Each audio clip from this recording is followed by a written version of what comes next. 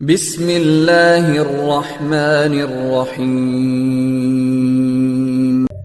لہذا آج کے پرفتن دور میں جہاں پر قدم قدم برائیوں نے ڈیرا ڈال رکھا ہے، جہاں پر ہم نے اپنے نابالغ بچے اور بچیوں کو یہ موبائل تھما دیا ہے، گھر میں بیٹھے بیٹھے جہاں پر برائیاں کر رہے ہیں، جہاں پر گندی فلمیں دیکھتے ہیں، جہاں پر فحش گانے سنتے ہیں، جہاں پر وہ بھاگنے کی گھر کے اندر بیٹھ کر کے باہر بھاگنے کی پلاننگ کرتے ہیں، ایسے ماحول میں ماں باپ کو اولاد کی دینی تربیت پر خاص دھیان دینے کی ضرورت ہے۔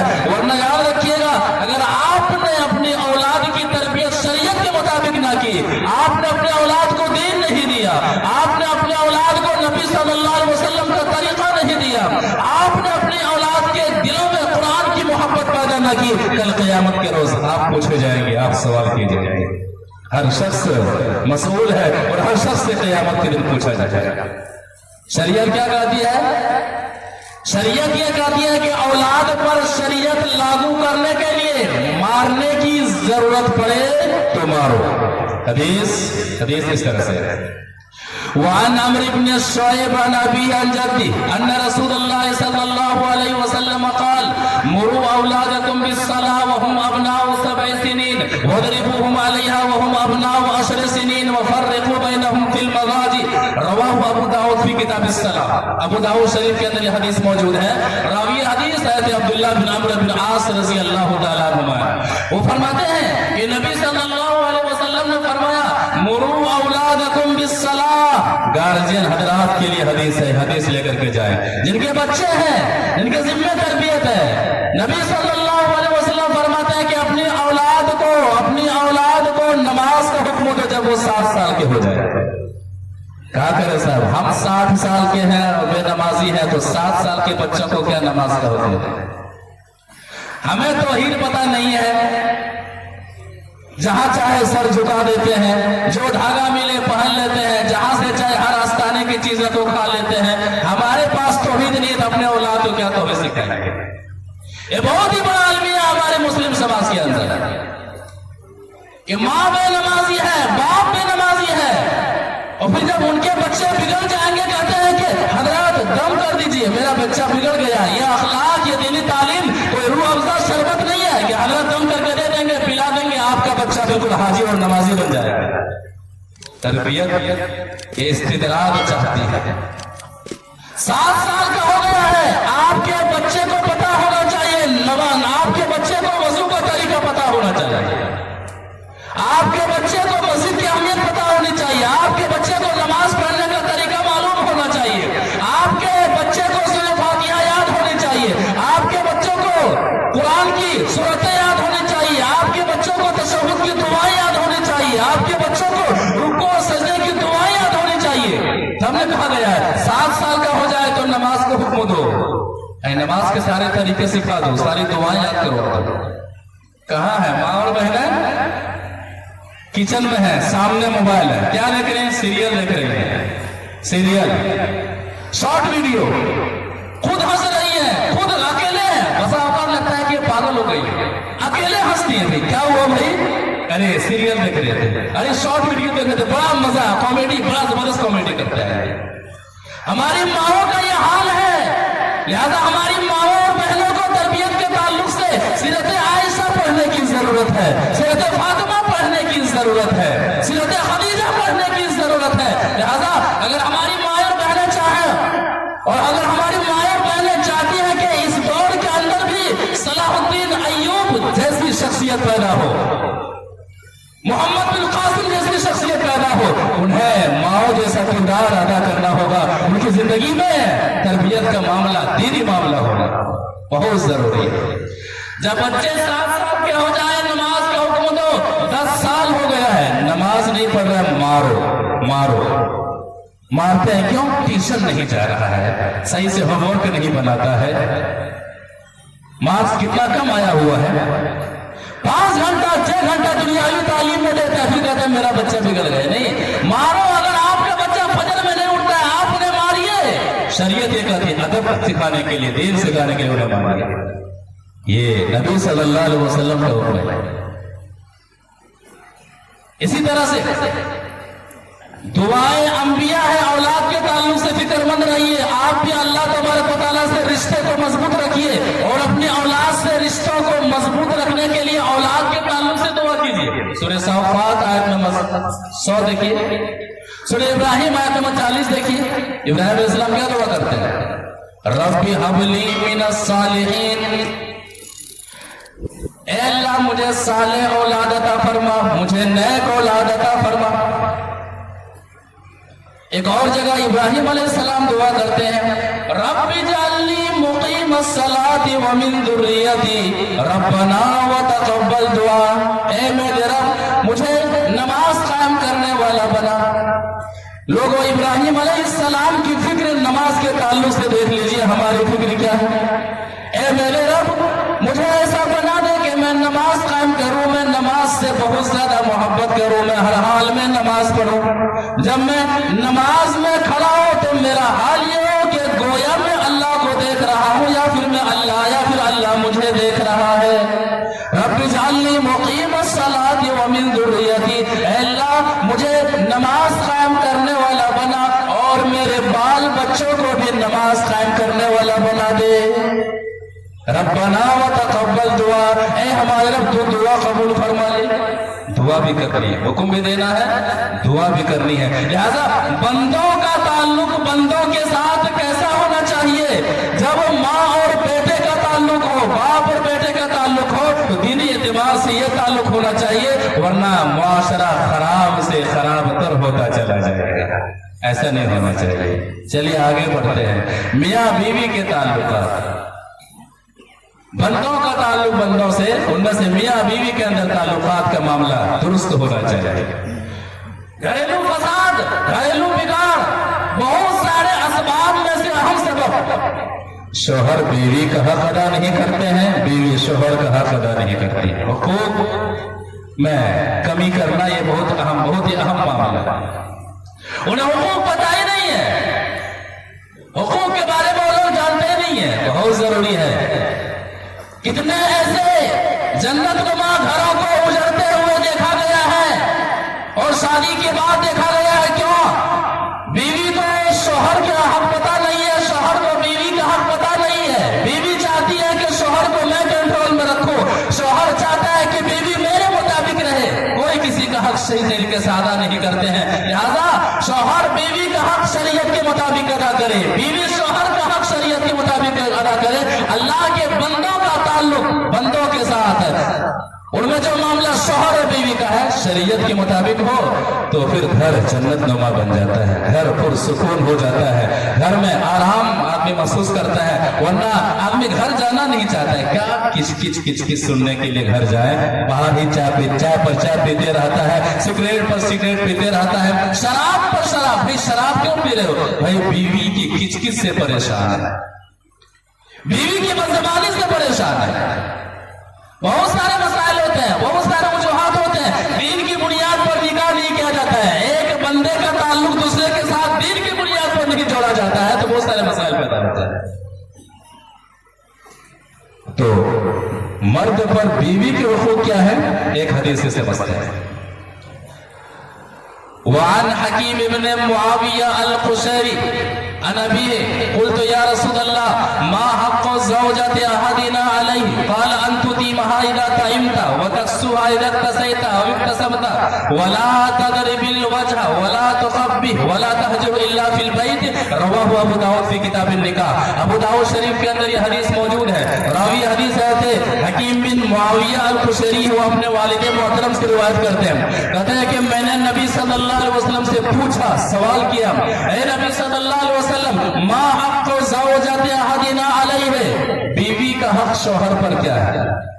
ये सवाल बहुत कम होता है। सिर्फ ये सवाल होता है कि बीवियों पर शौहरा के हुकूक क्या है, लेकिन ये सवाल भी होना चाहिए कि हम शौहर पर हमारी बीवी के क्या हुकूक है। नबी सल्लल्लाहु अलैहि वसल्लम फरमाते हैं अन तुतीमहा इज़ा तइमता, जिस लेवल का खाना आप खाते हैं उन्हें भी खिलाएं। ऐसा नहीं कि साग भात खाए घर में और आप होटल में जाकर के खा रहे हैं, ऐसा नहीं होना चाहिए। बहुत सारे ऐसे मर्द आपको मिलेंगे, घर में क्या है, अनाज है कि नहीं है, कोई परवाह नहीं, वो बंदा बाहर घूम फिर रहा है। वतक्सुहा इज़ा तसैता व इक्तसबता, जो आप पहने, जिस लेवल का आप पहने, उसी लेवल का अपने बीवी को पहना है। वला तदरिबिल वजह, चेहरे पर न मार। अनबन का मामला हो तो इस्लाम उन्हें तरीका बताता है, मारने से पहले समझाया जाए, तरफैन को जमा किया जाए, ताकि ये दो बंदों के दरमियान जो रिश्ता है इसके अंदर खटास पैदा न हो, ये रिश्ता टूटे नहीं, ये रिश्ता जमा रहे। तरफैन के लोगों को बुलाया जाए, उन्हें समझाया जाए, बिस्तर से अलग किया जाए। ये सारे उसूल है, ये सारी तरतीब है। वला तदरिबिल वजह, अगर मारने की नौबत आ रहा है चेहरे पर नहीं मारना। वला तुक़ब्बिह, उन्हें गाली गलौज न करना, तुम्हारी अम्मा ऐसी है, तुम्हारी बहन ऐसी है, तुम्हारे भाई ऐसे हैं, तुम्हारा खानदान ऐसा है, तू ऐसी है। गलत बात है, गलत बात है।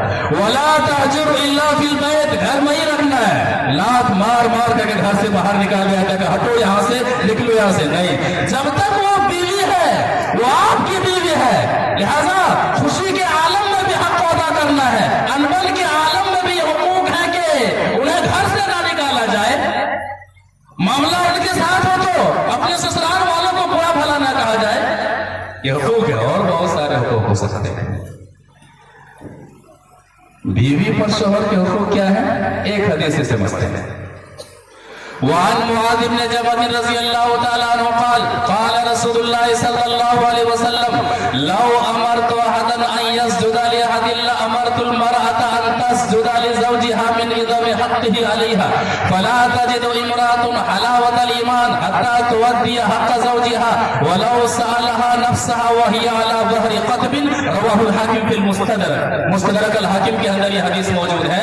راوی حدیث ہے معاذ بن جبل رضی اللہ تعالیٰ عنہ. وہ فرماتے ہیں کہ نبی صلی اللہ علیہ وسلم نے فرمایا لو امرت احدا ان يسجد لاحد، کہ لوگوں اللہ کا در چھوڑ کر کے اگر میں کسی کو سجدہ کرنے کا حکم دیتا لامرت المرأة ان تسجد لزوجها، تو میں بیوی کو حکم دیتا کہ وہ اپنے شوہر کو سجدہ کرے. من عظم حقه علیہا، بہت سارے حقوق شوہر کے ساتھ ہوتے ہیں، شوہر پر ہوتے ہیں جو بیچارے ادا کرتے ہیں.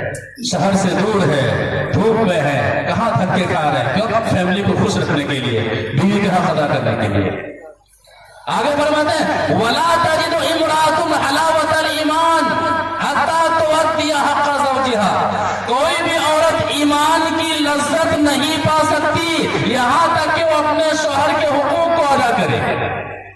آگے بڑھنے سے پہلے اس جملے کے تعلق سے ایک مسئلہ سمجھ لیجئے. شیخ البانی رحمہ اللہ ایک واقعہ صحیح الترغیب کے اندر نقل کرتے ہیں کہ ایک خاتون آتی ہے، کہتی ہے اے نبی، کہتے ہیں کہ شیخ محترم معاملہ یہ ہے کہ شادی سے پہلے جب میں تلاوت قرآن میں مصروف رہا کرتی تھی، نماز پڑھا کرتی تھی، روزے رکھا کرتی تھی، عجیب طرح سے لذت محسوس کرتی تھی، ایسا لگتا تھا کہ رب کے ساتھ میرا رشتہ بڑا مضبوط ہے. لیکن شادی کے بعد قرآن کی تلاوت کرتی ہوں، روزہ بھی رکھتی ہوں، نمازیں بھی پڑھتی ہوں، لیکن وہ لذت محسوس نہیں کرتی ہوں، وہ رشتہ رب سے جو ہونا چاہیے وہ مضبوطی محسوس نہیں کرتی ہوں. کچھ بتائیے. شیخ البانی رحمۃ اللہ علیہ فرماتے ہیں آپ کا معاملہ آپ کے شوہر کے ساتھ کیسا ہے؟ وہ جھنجھلا جاتی ہے، کہتی ہے میں اپنی نمازوں کے بارے میں، اپنی عبادات کے بارے میں پوچھ رہی ہوں اور آپ فرما رہے ہیں کہ آپ کا معاملہ آپ کے شوہر کے ساتھ کیسا ہے؟ کہتے میری بہن ہاں معاملہ ایسا ہی ہے، معاملہ ایسا ہی ہے. کیوں؟ پھر یہی جملہ فرماتے ہیں کہ نبی صلی اللہ علیہ وسلم کا فرمان ہے فَلَا تَجِدُ امْرَأَةٌ حَلَاوَةَ الْإِيمَانِ حَتَّى تُؤَدِّيَ حَقَّ زَوْجِهَا، کوئی بھی عورت ایمان کا مزہ اس وقت تک نہیں پا سکتی جب تک کہ وہ اپنے شوہر کے حقوق کو ادا نہ کرے. اگر کوئی بیوی نماز پڑھتی ہے، روزہ رکھتی ہے، حج کی ہوئی ہے، لیکن وہ لذت محسوس نہیں کر رہی ہے تو اپنے آپ میں محاسبہ کرے کہ شوہر کے تعلق سے ان کا معاملہ کیسا ہے، حق ادا کرتی ہے کہ حق ادا نہیں کرتی. اللہ کے بندوں کے ساتھ رشتہ کمزور ہو جائے تو رب سے رشتہ کمزور ہو جاتا ہے. کتنی اہم بات ہے. معاشرے و سماج کے اندر مسکین طبقہ بھی رہتا ہے، یتیم طبقہ بھی رہتا ہے. یہ ہم مالداروں کی ذمہ داری بنتی ہے. خوشی کا موقع ہو، غم کا موقع ہو، کسی یتیم کو یہ محسوس نہ ہو کہ کاش میرے والد محترم زندہ ہوتے تو یہ کام میرا پورا ہو جاتا. کسی بیوہ کو یہ محسوس نہ ہو کہ کاش اگر میرے شوہر آج زندہ ہوتے تو میرا یہ کام پورا ہو جاتا. اگر کوئی یتیم ہمارے معاشرے و سماج میں کسی ضرورت کے وقت یہ محسوس کرتا ہے تو ہمارا معاشرہ زندہ نہیں ہے. ہم پوچھے جائیں گے ہمارے پاس روپے پیسے کی پھر کوئی باقیت نہیں. ہمارے مسلم سماج کے اندر ہمارے معاشرے کے اندر یتیم ہے انہیں احساس نہ ہو, بیوہ انہیں احساس نہ ہو, سارے حقوق ادا کیے جا رہے ہوں, انہیں یہ کہنا نہ پڑے کہ کاش میرے والد محترم ہوتے تو یہ کام ہو جاتا, انہیں کسی خاتون کو یہ کہنا نہ پڑے کہ کاش میرا شوہر ہوتا تو میرا یہ کام ہو جاتا. یتیموں اور بیواؤں کے ساتھ اچھا رشتہ رکھیے. اللہ تبارک و تعالیٰ کی ہم بڑا مقام کیا ہے, حدیث سے مسئلہ ہے. وعن سالم بن سعد رضی اللہ تعالیٰ عنہ قال قال رسول اللہ صلی اللہ علیہ وسلم انا وکافل الیتیم فی الجنت هكذا واشار باصبعه السبابة والوسطى رواہ البخاری فی کتاب الادب. بخاری شریف کے اندر یہ حدیث موجود ہے. راوی حدیث ہے سہل بن سعد رضی اللہ تعالیٰ عنہ ہے.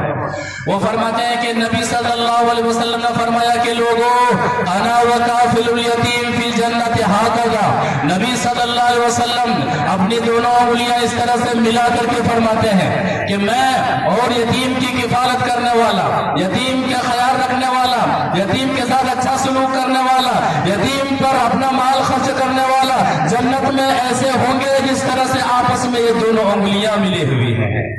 آج کیا ہوتا ہے, ستایا جاتا ہے, مال لوٹ لیا جاتا ہے, انہیں مارا جاتا ہے, انہیں ڈانٹا جاتا ہے, ان کے ساتھ ظلم کیا جاتا ہے. بچہ روتا ہے کہ میرے ساتھ ایسا ہوا ہے, میرے ساتھ ویسا ہوا ہے. اور افسوس کا مقام تو اس وقت ہوتا ہے جب وہ روتے روتے کہتا ہے کہ میرے چچا نے مجھے مارا ہے, میرے چچا نے میری زمین کو ہڑپ کر لیا ہے, میرے چچا نے میری زمین پر ناجائز طریقے سے قبضہ کر لیا ہے. اللہ سے ڈرو, اللہ کا خوف ہے, اللہ تبارک و تعالیٰ کی سخت پکڑ ہونے والی ہے.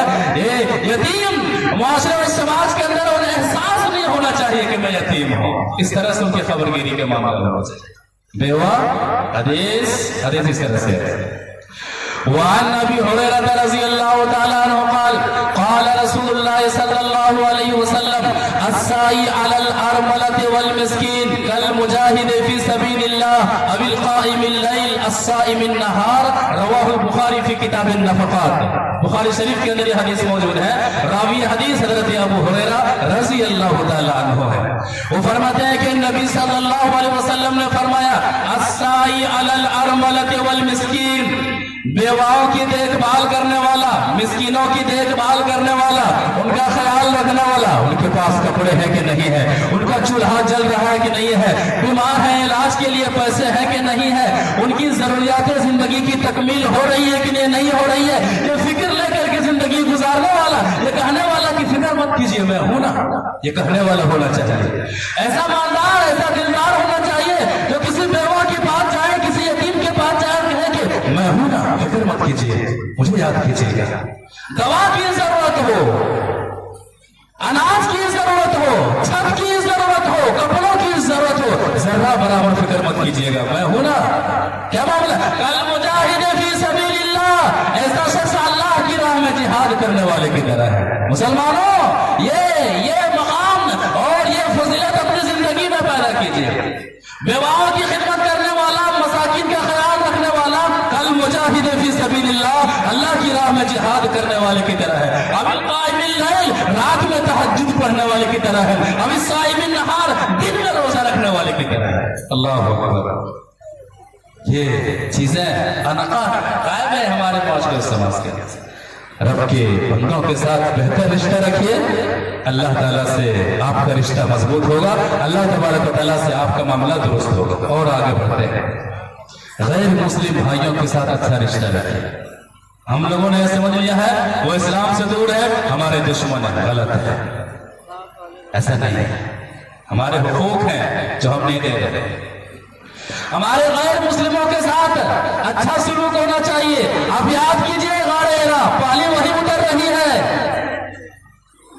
سورہ علق کی ابتدائی 5 آیتیں نازل ہوتی ہیں, نبی صلی اللہ علیہ وسلم ڈرے ڈرے آتے ہیں. بخاری حدیث نمبر 3 ہے.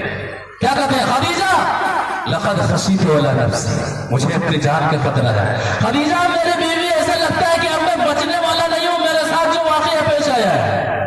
खदीजा रज़ी अल्लाह तआला अन्हा अपने शोहरे नामदार, अपने सरताज को तसल्ली देती है। और किन कलिमात को तसल्ली देती है? 5 बातों का हवाला देती है, और 5 बातों का ताल्लुक इंसानी रिश्तों से है, इंसानी जरूरियात से है। ना वहाँ धर्म का मामला है, ना वहाँ मजहब का मामला है, इंसानों का मामला, चाहे मुस्लिम हो चाहे गैर मुस्लिम हो। क्या फरमा रहे हैं कि मेरे शोहर, कल्ला वल्लाहि मा युज़िका अल्लाहु अबदा, अल्लाह की कसम अल्लाह ताला आपको ज़ाया नहीं करेगा। अल्लाह की कसम, अल्लाह तबारक व तआला आपको ज़ाया नहीं करेगा, आपको रुसवा नहीं करेगा। क्यों? इन्नका लतसिलुर रहीम, आप सिला रहमी करते हैं, आप रिश्तों को जोड़ते हैं। व तहमिलुल कल, आप दूसरों का बोझ उठाते हैं। व तक्सिबुल मादूम, जिनके पास कुछ भी नहीं आप उन्हें कमा करके देते हैं। व तखरिज ज़ैफ, आप मेहमान नवाज हैं। व तुईनु अला नवाइबिल हक, और आप हक वालों का साथ देते हैं, आप हक वालों का साथ देते हैं। लिहाजा गैर मुस्लिमों का ताल्लुक खिदमत खल्क़ के ताल्लुक से, किसी भी ताल्लुक से एक मुसलमान का बेहतर होना चाहिए। नबी सल्लल्लाहु अलैहि वसल्लम के पास एक यहूदी बच्चा खिदमत क्या करता था? बीमार हो जाते हैं। आज भी हमारे गैर मुस्लिम भाई बीमार हो, उनके पास जाएं, उनका ख्याल रखें, भाई क्या मामला है, इलाज के ताल्लुक से क्या मामला है, उनकी खबरगिरी करें, उनका हाल चाल पूछें। ये क्या है? इस्लाम से मुतासिर करने का बेहतरीन तरीका है। यहूदी बच्चा बीमार हो जाता है, नबी सल्लल्लाहु अलैहि वसल्लम चल करके उनके घर आते हैं। मामला क्या होता है? एक हदीस से समझते हैं। وعن انس بن مالك رضي الله تعالى عنه قال كان غلام يهودي يخدم النبي صلى الله عليه وسلم فمرض فاتاه النبي صلى الله عليه وسلم فقعد عند راسه فقال له رسول الله صلى الله عليه وسلم اسلم فنظر الى ابيه وهو عنده فقال اتي ابا القاسم صلى الله عليه وسلم فاسلم فخرج النبي صلى الله عليه وسلم وقال الحمد لله الذي انقذه من النار رواہ البخاری فی کتاب الجنائز۔ بخاری شریف کے اندر یہ حدیث موجود ہے۔ راوی حدیث ہے انس بن مالک رضی اللہ تعالیٰ عنہ، وہ فرماتے ہیں کہ اللہ کے رسول صلی اللہ علیہ وسلم کا ایک یہودی بچہ، یہودی غلام جو نبی صلی اللہ علیہ وسلم کی خدمت کیا کرتا تھا، بیمار ہو جاتے ہیں۔ گھر میں فریش بستر پہ پڑے ہوئے ہیں، بیماری شدت اختیار کر چکی ہے، چل کر کے نبی صلی اللہ علیہ وسلم کے گھر آتے ہیں۔ کہاں ہمارا معاملہ؟ بھائی بیمار ہے، نہیں جاتے ہیں، مرنے کے بعد پتہ چلتا اچھا بیمار تھے کیا ہوتا ہے کہ